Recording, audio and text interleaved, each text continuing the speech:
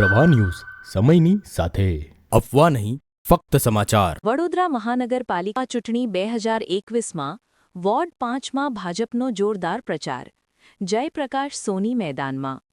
વડોદરા મહાનગરપાલિકા ચૂંટણી 2021ને લઈને ward number 5માં Bharatiya Janata party દ્વારા જોરશોરથી પ્રચાર હાથ ધરાયો છે। ભાજપના ઉમેદવારો ઘરે ઘરે જઈને મતદારો સાથે સંપર્ક સાધી રહ્યા છે। આ દરમિયાન શહેર પ્રમુખ જયપ્રકાશ સોની સ્વયં પ્રચારમાં જોડાયા અને ઉમેદવારોનું મનોબળ વધાર્યું। તેમના સાથે ભાજપના નેતા તેજસ દેસાઈ પણ હાજર રહ્યા હતા।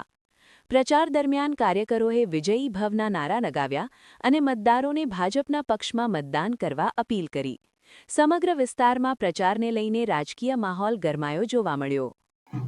ભારતીય જનતા પાર્ટી વડોદરા મહાનગરમાં 76 સીટ પર જીતી રહી છે અને એમાંથી આજે તો 2 સીટ બિનહરીફ પણ થઈ ગઈ છે, એટલે કે હવે 74 સીટ પર અમારો વિજય થવાનો છે। વોર્ડ નંબર 5ના ચારેય ઉમેદવારો અત્યારે ફેરણી માટે નીકળ્યા છે, ત્યારે તેમની સાથે હું પણ જોડાયો છું। ખૂબ આપણે સારો પ્રતિસાદ પ્રજા તરફથી મળી રહ્યો છે। સૌ નાગરિકોને પણ આ ચૂંટણી નિમિત્તે ખૂબ અભિનંદન આપું છું। ચૂંટણી એ લોકશાહીનું ખૂબ મોટું પર્વ છે।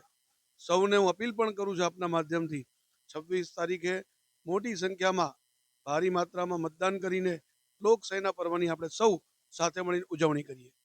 આખા વડોદરામાં જ્યારે આ ચૂંટણીના પડઘમ ગાજતા હોય અને એમાં વાઘોડિયા રોડ પર મારા પ્રભારી વોર્ડ 5માં આજે વડોદરાના ભારતીય જનતા પાર્ટીના યશસ્વી અધ્યક્ષ ડૉક્ટર જયપ્રકાશ સોનીજીનો ફેરણી પ્રચાર કાર્યક્રમ છે, એમાં એમની સાથે આવવાનું છે। ખૂબ બહોળા પ્રતિસાદ અમને જ્યારે મળી રહ્યો છે અને ખૂબ જનતા ભારતીય જનતા પાર્ટીના ચારે ઉમેદવારોને જંગી બહુમતીથી જીતાડવા માટે એ લોકો કટિબદ્ધ છે અને ખૂબ મોટી સંખ્યામાં કાર્યકર્તાઓ પણ ફેરણીમાં જોડાયા છે, પ્રચાર કાર્યમાં જોડાયા છે।